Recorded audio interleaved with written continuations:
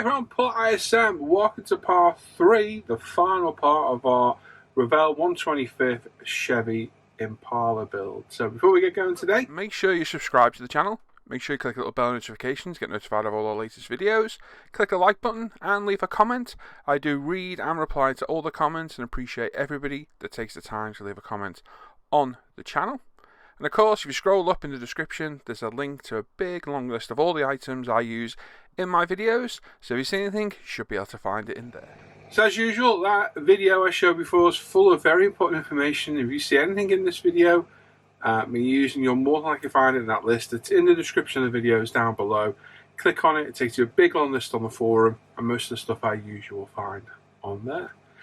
So the final build today, we're going to deal with the interior. We're going to go to the glasswork here, we've got to polish up our body as well. And we've got some quite significant dust spots to deal with today, so it's going to take a little bit of work to get done. But I'm sure we'll get there, and hopefully we'll end up with a beautiful looking model, that's for sure. I hope so anyway. Now, it's a long video today, it's going to be nearly an hour long probably by the time the intros are done, so we're not going to beat around the bush, but we're going to jump straight in and get cleaning up all those interior parts. Okay, so we're straight in with our interior. We've cut all the parts off. There's not that many. Enough to keep it busy, make it look good. But as usual, they all need cleaning up. So we've got a mixture of Ultimate sanding products. We've got our 400 customizable here that we're using on all the flat edges. This ensures we don't roll over any of the edges, round them off, or destroy any of the profiles at all. Makes life a little bit easier. We'll also use one of the 220 sponges and our buffer as well to finish off any areas with sand so it stays nice and smooth and doesn't have any sanding marks left on it. So again, lots of parts to clean up. We then need to mount them for primer, paint them, assemble it all. We've got a lot to get through today, and hopefully it's not too boring to watch, and I will stick to all the most important points. So there we go, that is the main, well, what is it, chassis floor, cockpit floor, interior floor, whatever you want to call it. But there's lots of awkward places to clean up, especially on the seats that need some careful sanding. So again, we've got our 400 customizable. This is definitely one of my go-to sanders now. Really helpful. You can cut it any shape, any size, any angle, and it works really well. Good old faithful 220 sponge. It's great for doing curved areas. As you can see, we've done it over the top of the door card. Get the flat edge on the back. Not really applying any pressure, just letting the sander do its job, rather than us putting excess pressure on it and causing the edges to roll over or removing far too much material. And then steering wheel. Like I say, we've got several components. I'm not going to show every single one cleaned up because that's really boring. Just going to pick a few. As you can see, we're using our Tamiya side cutters to cut off the excess sprue as much as we can, and then we're gently sanding it off with a 220 sponge. Going all the way around the steering wheel to get rid of any seams, any excess plastic, or any sprue points. Great sanders, very high quality. You can clean them off literally by wiping on a piece of cloth. I seem to favour my knee, on my jogging pants or jeans, and it cleans them out instantly. You can wash them should you wish, but I've never washed any of our sanders and never feel the need to. So we've got a chrome piece for the interior. There's a couple of chrome pieces on the interior. One we need to paint, and a couple that are staying chrome. There's a nasty seam right down the edge of this and a sprue locator point. But all we need to do on this one is leave the very centre part of it chrome. So what I decided to do is just hit it with the sander. I'm not going to strip it because we'll lose all the chrome from the centre we want to keep. So I decided to sand off all any parts that need to be there. Then we've masked the centre up, prime it, paint it, job done. So again with the 220 sponge, we're just getting rid of any seam marks, any plastic sprue points, and it's removing the chrome as we go as well. If I was going to spray the whole part, I'd dip it in bleach, and that will remove all the chrome from the piece. But because we need to keep this centre part chrome, we're going to spray the outer, and we're going to mask the inner to keep it chrome. So we've got some Tamiya 10mm tape here. We put it on the part, we're burnishing it in place. We've got a nice brand new blade in our knife. I'm just going to lightly score along the edge, following the profile of the part. And that will give us a nice clean masking edge for the centre. And then we can paint the exterior and be left with our nice chrome console in the middle. So like I say, always use a nice new blade. Well worth doing.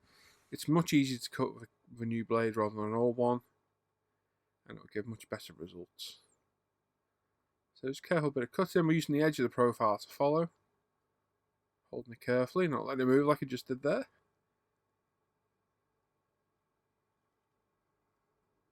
Once we've got the whole piece, we can pull off the excess, leave our masking in the middle, and then we can move on to paint.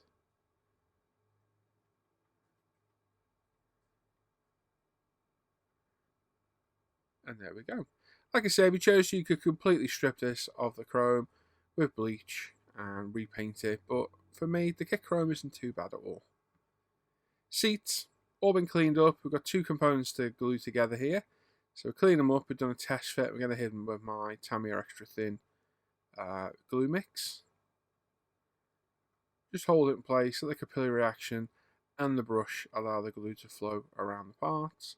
Keep your fingers away, you don't want any fingerprints to ruin the plastic, especially on the fascia, the fabric part of the seat, because that'll be very hard to sand and it'll look awful once you paint it up.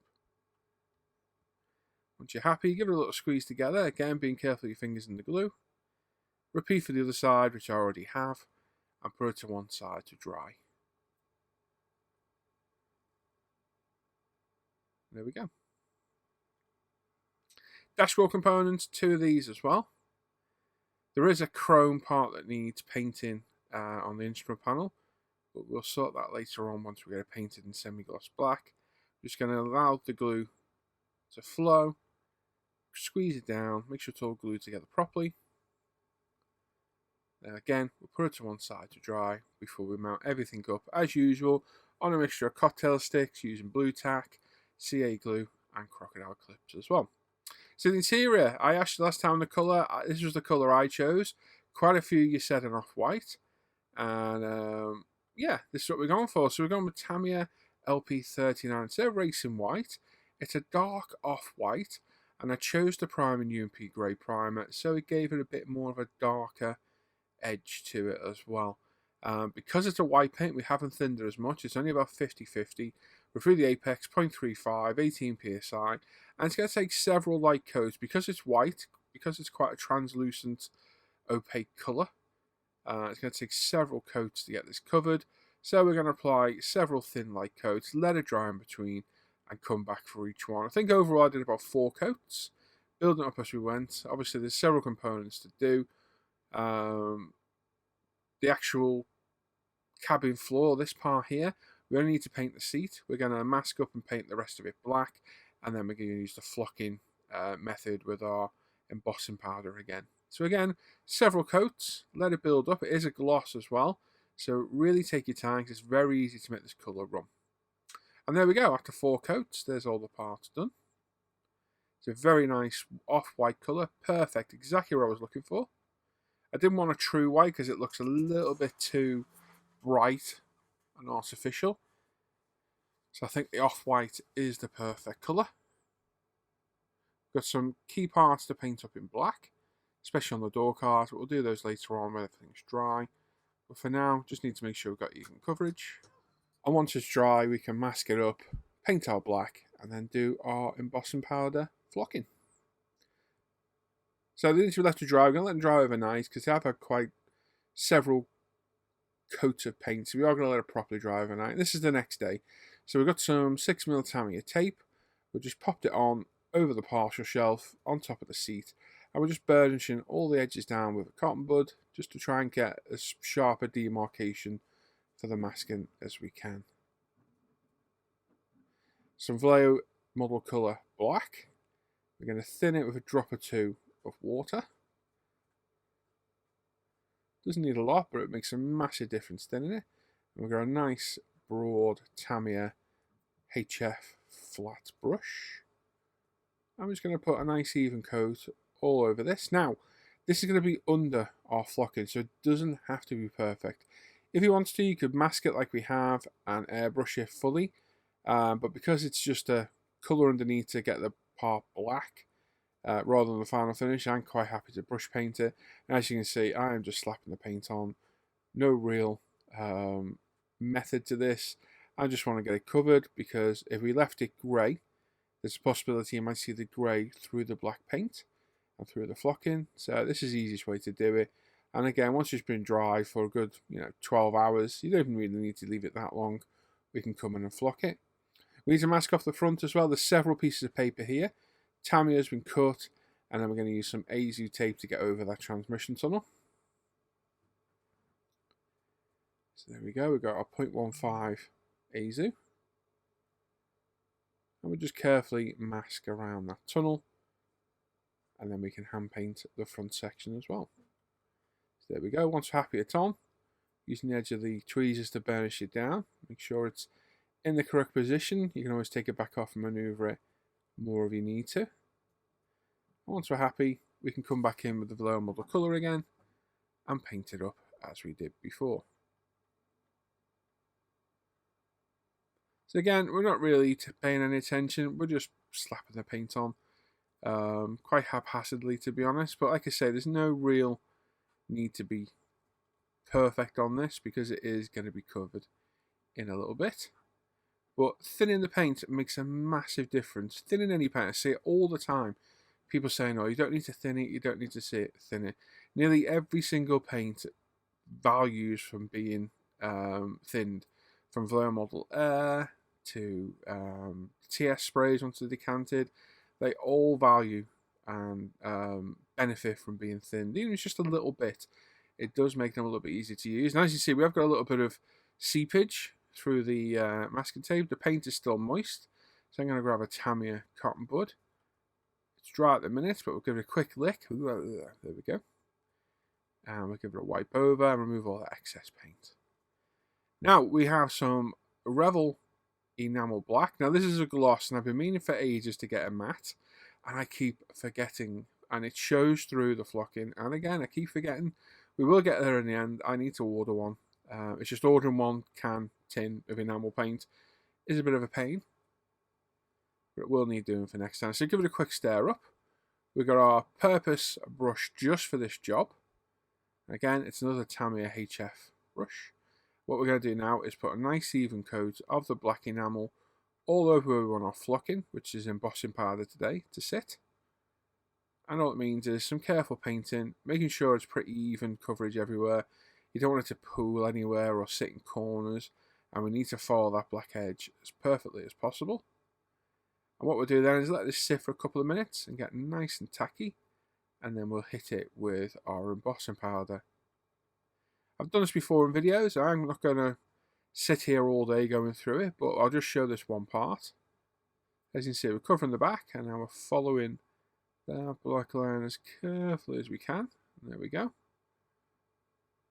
Making sure we've got a nice even coverage everywhere.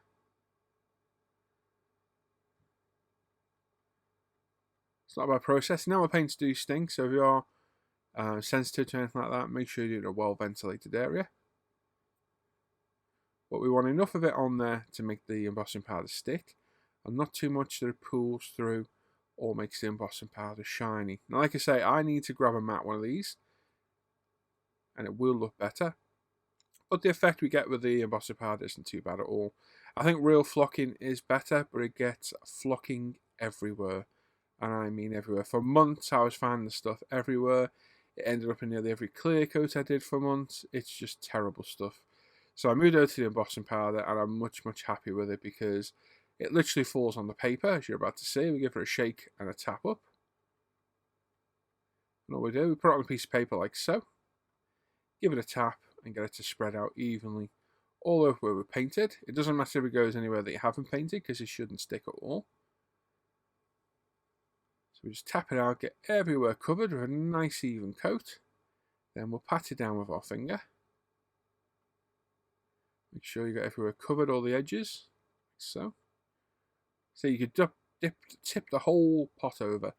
Doesn't matter because anything we don't stick to it, we'll put back in the pot at the end.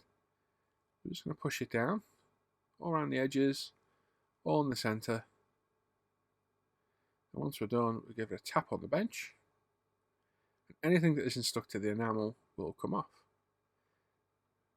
So, like so, tap, tap, tap. And there we go. Nice, quick, simple, and easy. Now the only downside to it being enamel, it does take quite a while to dry. Not bad coverage there at all. Got a few areas that are a little bit glossy, so we'll go over it again. I often find it takes 2 attempts to cover. And using the gloss enamel, it does show through a touch at certain angles, so we will definitely invest in some matte black enamel paint. It's quite a nice simple process, and it does add a nice look to the interior. So, like I say, anyone that hasn't got paint, you see it's stuck to the seat. It's not actually stuck. It's literally just hanging on there by, more than likely, a bit of static. So the front now, we've done exactly the same to the front. We've painted it. We've poured our embossing powder on. We've given it a tap. We've repeated it already once. I'm just having a look under the light. Looks okay. I am absolutely covered in it. There we go. Quick wipe of our hands. So what I tend to do is put it near a radiator. Not on the radiator, but near. And let the heat help the enamel cure. And as you can see, it gets quite a good effect. Any excess does just brush off. It wipes off. You can do this at the end. I'm just doing it for effect now to show you guys. Quick blow. Take it outside if you're going to blow it so it doesn't go everywhere. And there we go. Got several components of the dashboard and interior to paint up. Thinking of black, I was going to do it in LP5 semi-gloss black, and I thought, you know what, no, I don't want a high gloss black. I want a real in-between matte and satin. Because LP5 is a satin semi-gloss. So I chose Mr. Surfacer 1500 black. I don't really rate this as a primer personally. I think it's a bit of a pain in the backside to use. But as a black, it's a beautiful colour that is different to most other paint colours. So I like to use it as a different shade of black from time to time. If you've watched my bike builds, you'll know I use it on that quite a lot. Because it just gives a nice semi-matte, how would I explain it? It's in between matte and satin. It's not quite matte, it's not quite satin. And it's just a nice shade of black. And again, we give everything a couple of light coats. We're through the apex, 0.35 needle, 18 psi as usual. So Mr. Surface has been thinned with Mr. Hobby Leveling Thinner. 70% thinner, 30% of the of the Mr. Surfacer. And again, we let it dry overnight. We come back the next day and we unmask the chrome part we did earlier. And as you can see, we've got a nice black finish there. Perfect colour for what I was looking for. And there's our dashboard. So dashboard's all painted in the Mr. Surfacer 2. We have to paint silver in and around the instrument clusters. We'll do that off camera. We've got some detail parts to paint on the door cards. I've already painted the back part. I'm just going to paint the front armrest. And then we'll paint the window winders and a few other details in our Vallejo silver colour. So a little bit of careful detail painting. Now I did try adding a wash to all this, to all the seats and the door cards. The recessed details just aren't deep enough to hold the wash. I tried a grey panel line wash, it just didn't hold it at all and it looked awful. So I took it off and thought, right, okay, we shall leave it be. As you see, we've painted the inside of the instrument cluster in silver. We just brush painted it, nice and quick and simple. Now we're applying our decals. There's several decals to apply, mainly of instruments, speedo, fuel gauge, etc, etc, the radio. Just going to pop them all in place and then we'll hit it with the UMP strong decal solution. And then later on, once it's set a bit, we'll hit it with the extra strong and just leave them be and let them conform at their own pace. So a few decals to pop on, not a massive amount. Pretty decent decals in the Revell kits. Had a few issues in the past, but generally most of them seem to be okay. They come off the backing paper quite easily. They go on and they set quite well. The only thing is they can be quite thick, but in instances like this isn't really a problem. Just some kind of careful manoeuvring. Like I say, there are several of them. Once you're happy you've got them all in place, we'll hit it with some decal solution, leave it be for 10-15 minutes, come back, hit it with a stronger, and leave it be to set at its own pace. So I think there's 5 on the dashboard. We've got 1 on the steering wheel. It sits on top of the chrome horn push, I believe it is. I think it's on the steering wheel, so I'm going here incorrectly. And I realise, no, it's not on there. It's on here. So what we're going to do, we'll pop it on the chrome part, and then we'll cut this up and clean it off later on. So right on the horn push.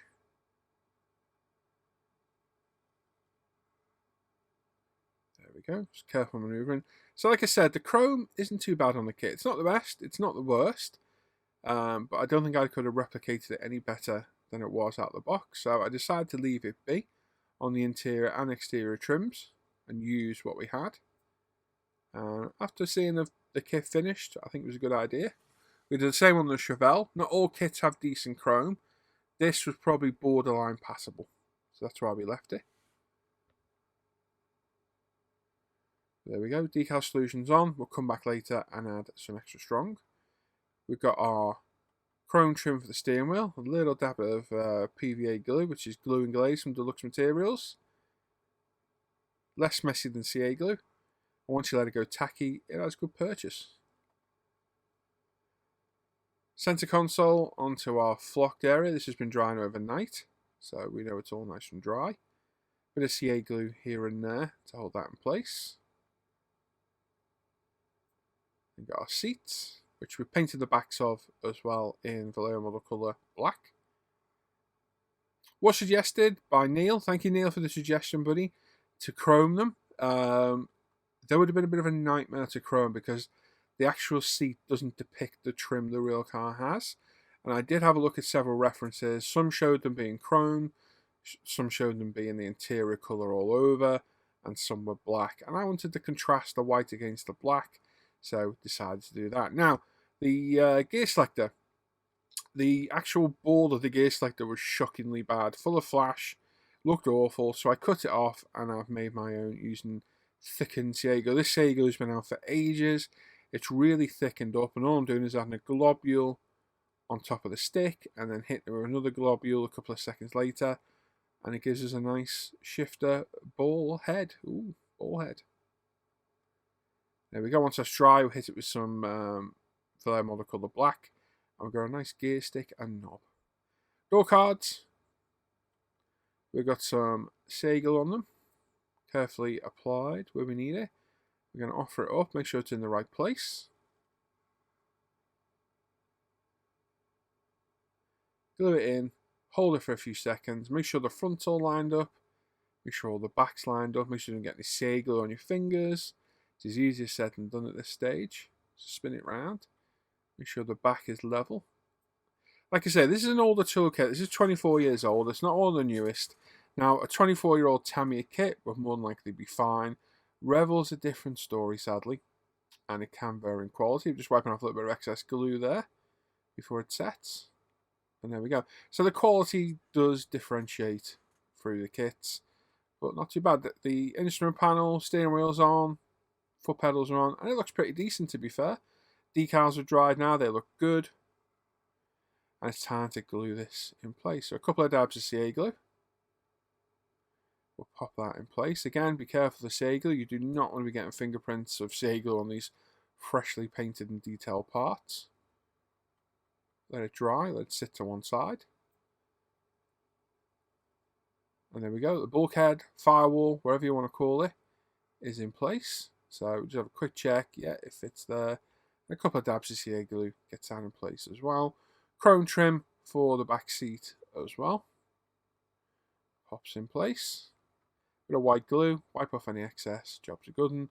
And then we're going to put our center caps for our wheels in place using some glue and glaze again. A little dab. If you put the glue and glaze out, let it thicken up for 10 or so minutes. It becomes really tacky. And it's very, very good for putting parts like this on. So it just needs a little dab right in the center. Do 2 at a time. And then grab our center caps. I'm assuming these are knock-on hubs. They certainly look like they are. And there we go. Let them sit and dry to one side. Now the bodywork. Now we did have several dust spots land, so this is going to need a bit of prep. So what I decided to do first was go all over it with 12,000 micromesh, just to give it an overall sand like I always do, and then we'll see what we're left with and what we've got to deal with. So I went all around it. It's wetted, it's 1200, it's a brand new piece. I'm just going all over the whole body, just to flat it black, and then we'll have a look once we dry it off and see what we've got all over. So no real pressure here, just letting the sandpaper glide over the body. Careful of any raised edges, because the worst you can do is burn through the paint at this stage. That would be catastrophic to the build. We certainly don't want to do that. Now, we've had a look at it and we've seen several dust spots, so we'll come back with 6000 micromesh now. And we're just carefully going to go over all the areas. Once we hit it with the 6, we come with the 8000. And again, we go over it. We're going one way with the sander. And then getting a dust spot at the front as well. And again, no real pressure, just letting the moistened paper do its job. Always wet it. Try not to put it face down on the bench like I had that piece, because you can pick up grit or dust and end up scratching the body even worse than before. Dry it off, have a look, and repeat if necessary. What we don't want to do here is burn through. What we do want to do is get through the dust spots and get them looking as good as possible.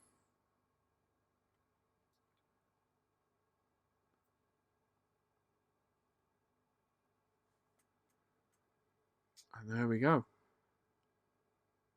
Rinse, repeat as necessary, and then come back. What we've got here now, I believe, is the 12,000. We'll just go over and overall go over again. Give it a wipe, have a look. It's a fine line, like I say, between get rid of the dust spot and burn through the paint. I get to a stage where I think that'll do. I'm happy with that. You may still just be able to see the floor, but I'd rather just be able to see it and put up with it rather than absolutely ruin the hard work that I've done. So several dust spots on the body, not a massive amount. We had about 4 on the bonnet. That's going to take the most work. And we're just going to go around using the same process to get rid of it all.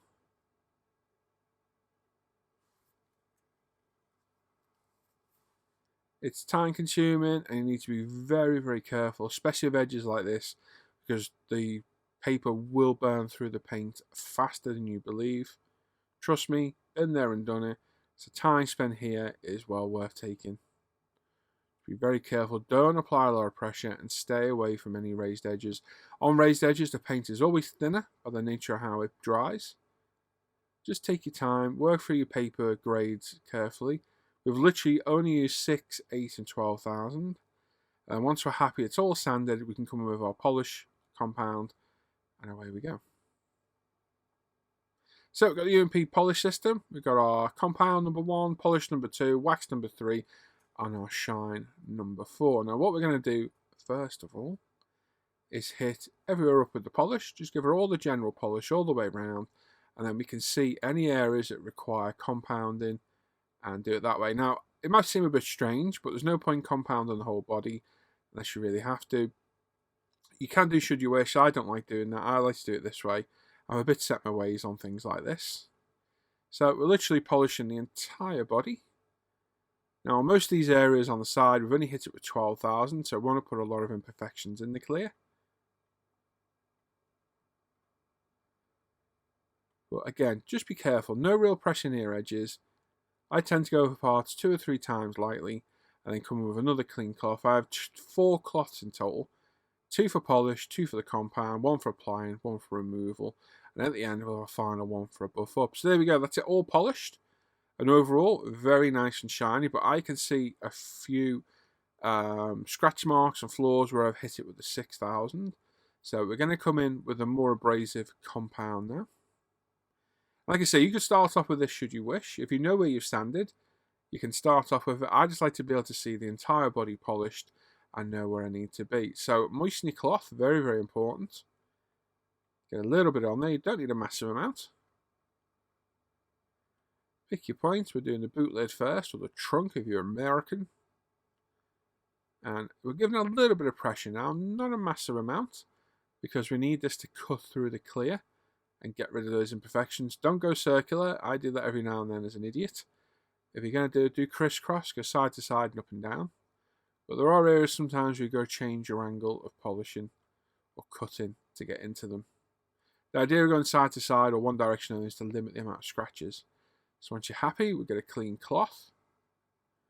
There we we go. And we give it a good buff up. So now we're removing what's left and polishing that up. And that will give a good shine all by itself. Once we come with a polish, that will make it even better and get as good a finish as we possibly can. So this probably took about an hour in total to do. Quite quick considering, really. The 2K does respond very, very well, but it's important to use a good 2K and ensure it is fully cured. This has been curing now for about 2 weeks. It's well and truly dry, and the best way to check it is the old the old fingernail test. If you put a fingernail mark in it, it's not really cured or dry, so leave it a bit longer. So like I said, I've got appropriate cloths for what we needed. We'll moisten it again. Grab a bit of polish this time, and we'll finish this off, and then we'll move on to the roof and do any other parts that need. I like to do a panel at a time. Having the separate cloths ensures we're not getting any harsher compound or polish that we need. And again, this is like going through finer grades of sandpaper, working your way up to the finest possible to get the highest shine we possibly can. And again, I ain't giving a little bit of pressure this time, just because I want to really get that shine. The 2K we put on is generous, that's why I always put a little bit more on than usual. As you can see, coming to the end of the roof, giving this a final compound. Moisten it as usual.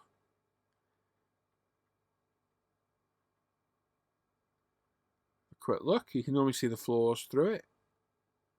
Looking good to me. One final go and a quick final polish. And we're all done. You don't need a huge amount. With a moistened cloth, and these microfiber cloths we sell at UMP Retail are fantastic. And you can buy our polish set directly from us, umpretail.com. Absolutely fantastic. I developed this personally, and yeah, it's worked very, very well. I've been using it for nearly a year now, and it gives absolutely fantastic results. With ease, follow my simple steps. You will see the shine I get. It is beautiful. Now again, it is an older tool kit. The body is not perfect. There is a sink mark on the roof. We showed that in part 1. It's just something we're going to live with, and the rest of it is imperfect in places. There's imperfections on the gutters, on the window surrounds, and things like that that we're just going to have to live with. It's a compromise, unfortunately. That is the downside to all the kits. They could be repaired with quite a lot of work, but to be honest, for me, life's too short. I'd rather enjoy the build like we have here. We'll give this a nice polish up, and hopefully end up with a beautiful shine. So I'm just going to give the whole body a nice wipe over. This is a completely clean cloth now. You might need to use an old toothbrush to get rid of any polish residue in any recesses. We're just giving a final buff up. We will give it a shine spray at the end. As you can see, just checking the shine. Oh, lovely. See the sticker in the roof there. Happy with that. Most of the flaws are gone, or near enough gone. So I'm happy with all that looks. We can see the shine of all the stickers. Most of the imperfections have gone, and most of the dust has gone as well. So we'll just give it a final wipe over.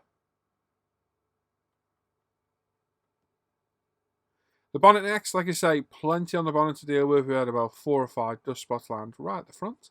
Exact same process, but on this we need to be ultra careful of that central raised line for the center of the bonnet and the edges, because it is so, I can't stress how easy it is to burn through the paint. So really take your time. Use the least abrasive polish or paper, sanding paper, as you can.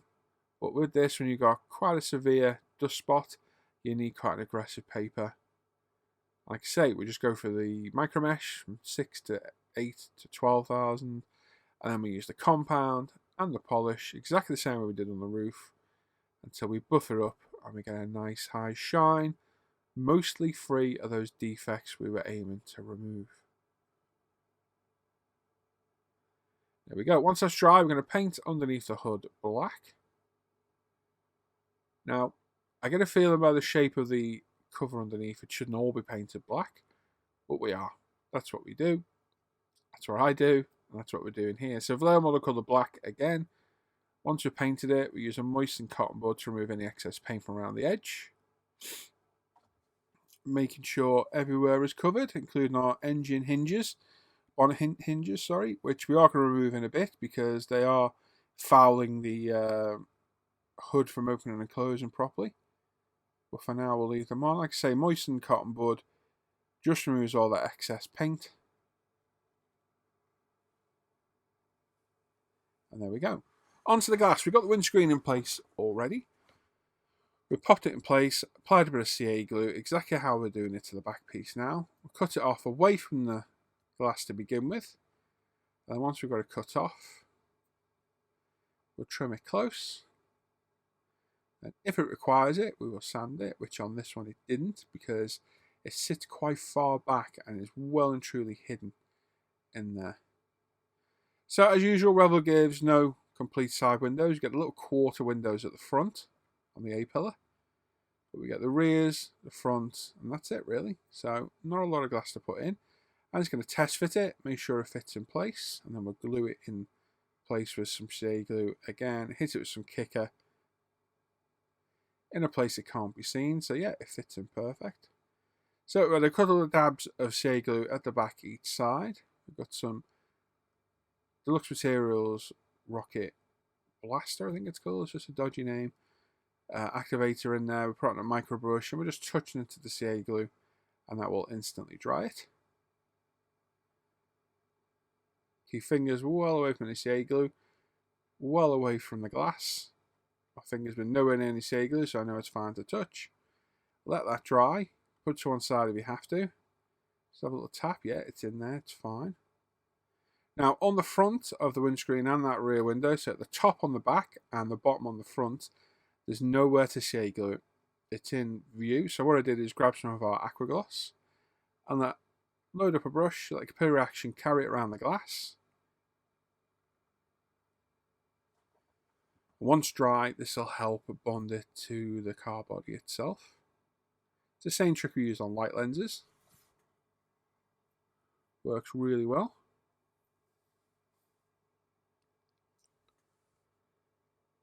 Again, just load up the brush, let the capillary action carry it around, push it down using the clean tip of the brush. And there we go. Do the same on the back piece. Sorry, the front piece now, my bad. All you do is load your brush up, touch it to the edge, and the capillary action will carry it around. Now we have some little quarter lights here. Quarter windows on the A-pillar. They push in place quite positively. Once we've got it in place, we'll hit it with the aqua gloss again. Magically open it with one hand. This is a skill you'll soon learn doing things like this.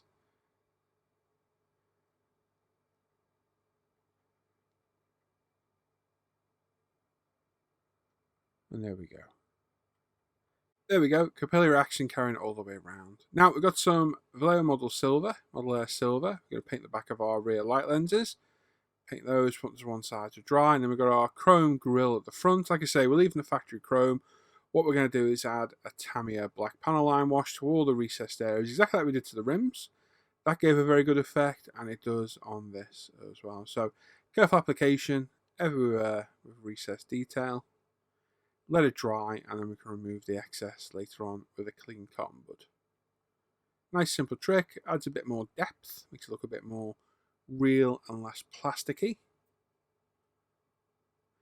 We've got our front indicators now, which we are using LP53. There's a quick look at the paint rack to confirm the number. Got a micro brush, this is straight out of the jar, and we're just going to dab it into the recessed area, let it pool up, and that will dry and give us a very nice look. So again, add a couple of drops, have a look, remove any excess you might get around the edge of the grill. Best to remove it now before it dries. With being a lacquer paint, it'd be a bit more difficult to remove. And once you're happy, either add a little bit more or leave it to dry. Headlight lenses, pop them in place, and then we'll hit them up with the aqua gloss again to glue them in situ. Nice, quick and easy and fuss free. So 4 of them in total.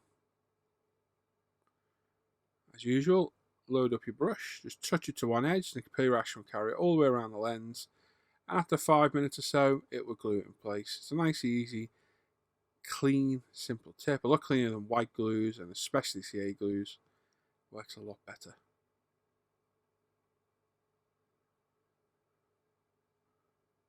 So, because the body's going to go on soon, we've got our glasses cleaning cloth. We're very gently cleaning our front and rear glass. Make sure the CA glue is well and truly dried. Because the last thing you want to do is grab some CA glue and smear it across the glass because it ruins it. Yeah, just take your time. Glasses cleaning cloths are fantastic to clean the plastic glass. Don't worry about the exterior, we can do that later. But because the body's going on soon, I want to make sure it's nice and clean. For that model colour black, again, we're going to paint all the headline in and down the sides. Just need to go just below the sides of the doors. Careful painting. Don't go over the bare metal foil if you can help it. If you do, wipe it off straight away. Very forgiving paint on model colour. Being water-based, it wipes off very easily. And as always, then with a drop of water, it paints on really smooth. So there we go, the body's on. I actually did record the body going on, but sadly, I don't know what happened. It got a bit corrupt. But all we've done is glued the interior in at the back with a couple of drops of CA glue.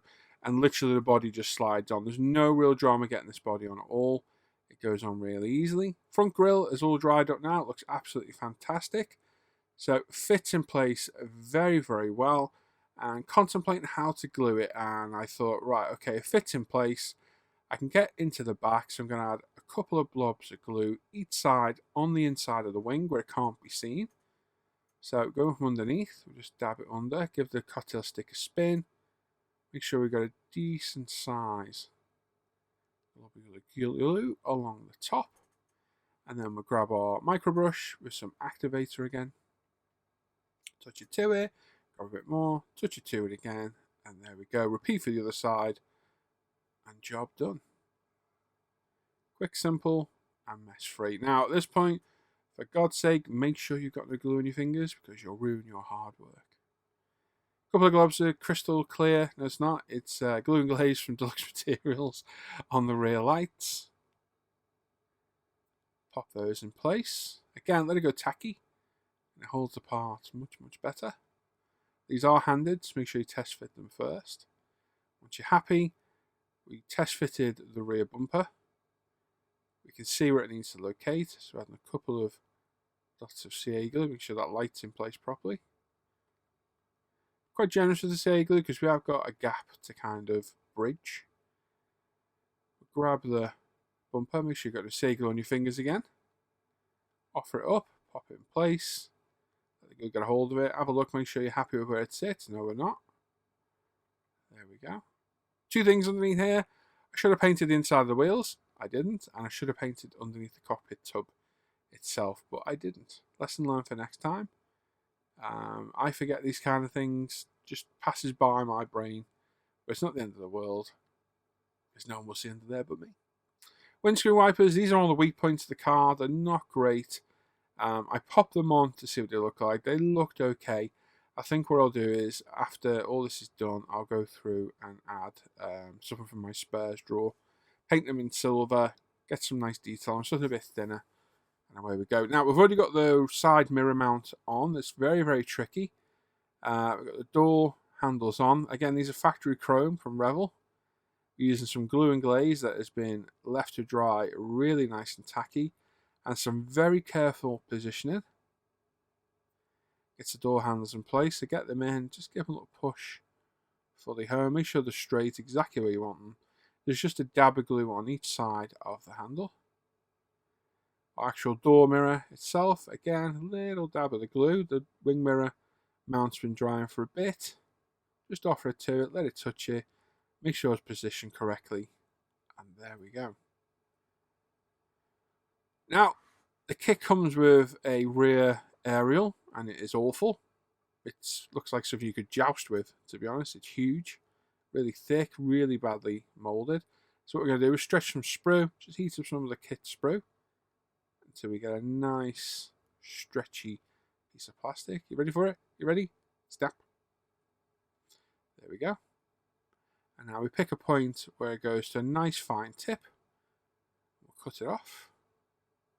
Always cut more than you think. As you can see, I nearly cut it where I thought it should go, and I thought, no, I'll cut it a tad more. We'll offer it up. Look at the height.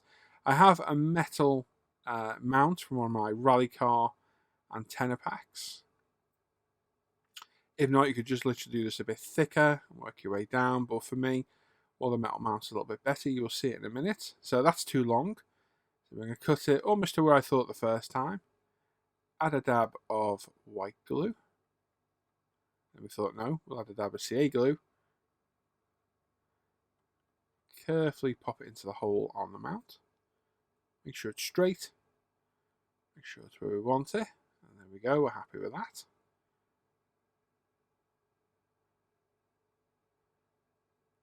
Get a bit more glue.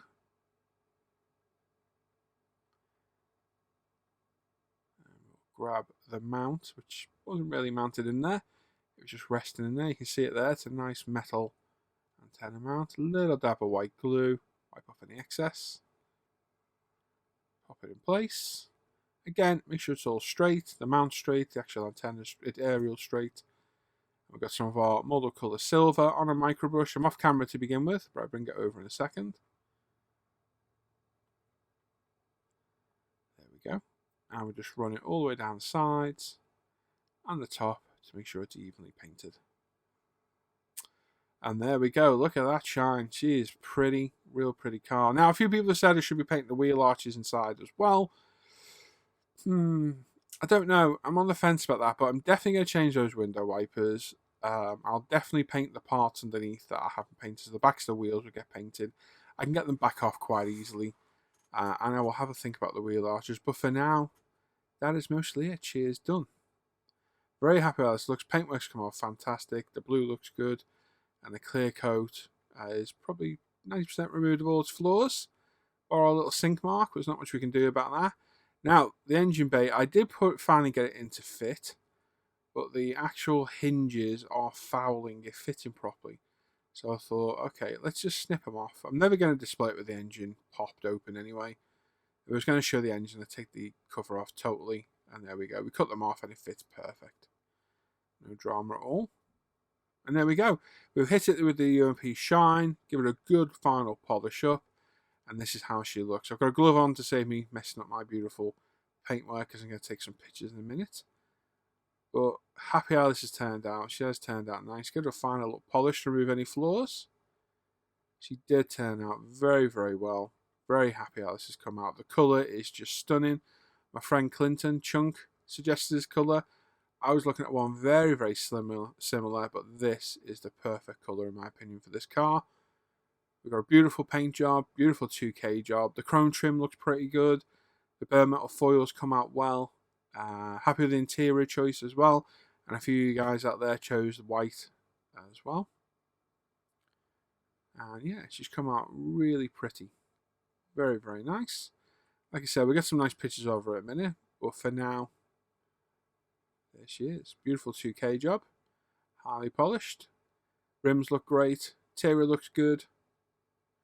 Very, very happy with this one. Really enjoyed the build. Even though it's an older kit, it has come out really, really well. And I would recommend this kit. And I will probably build it again as well. So we've not got our mount on anymore. Very carefully need to use a knife. I can everybody going, no. And there's our engine. Now, not the most detailed engine. It's not too bad though. It looks okay. It would look better wired. And we will wire up the next one. I will get some distributor caps. Thanks for the recommendations for those that did. But once we put the bonnet back on, we can't see it anyway. And it literally pops in place, pushes down at the front. And there we are. So let me know your thoughts on the build. Did you like it? Is there anything you would have done differently? Like I said, I've got a few points that I might change over time. But for me, it was just nice to get the build out of the way. It's always nice to get a build out of the way. It's even more nicer to get a video build out of the way. So there we go. Look how pretty she looks in the pictures. Absolutely beautiful car. Primed in Tamiya light grey primer. Painted in TS41, I think it was, coral blue. Bare metal foiled all the chrome parts. We clear coated it in Gravity 2K clear. The rest of the chrome is the kit chrome, including the rims, the grills, etc. We added a wash where we could to make it a little bit less toy-like. Interior is Tamiya LP39 off-white, which came out really, really well. Very happy with that colour. Looks absolutely stunning. We added our antenna mount as well. And she just looks stunning. It's a perfect colour for this car. Absolutely beautiful. It photographs really well. And very, very happy with this build. It's a stunning car. It's one of the nicest looking American cars in my opinion. It's huge. Absolutely huge. The other thing as well is the exhaust. I thought there was chrome trims for these and there's not. So I'm either going to make some or I'm going to drill out those exhausts because that's why I left them be. But overall, very, very happy with this build. Okay, and there we go. So yeah, happy with this one. It's beautiful. It's a real pretty car. It's a real pretty colour. It came out not bad at all for an older kit. It's a 24-year-old, well, the boxing's 24 years old. I don't know about the actual kit. It's an older kit. It was a bit iffy in places, a bit basic in places. And the body wasn't the greatest. I had quite a bit of damage on mine that we had to deal with at the beginning. But I think overall, other than the sink mark on the roof, it's come out really well. And that's only really noticeable if you know where it is and you properly look for it, to be honest. So I am not too bothered about it. It's at home in the display case now. It's literally there. You can see there's a picture of it next to the Chevelle. All the video build cars are in there. Well, most of them are.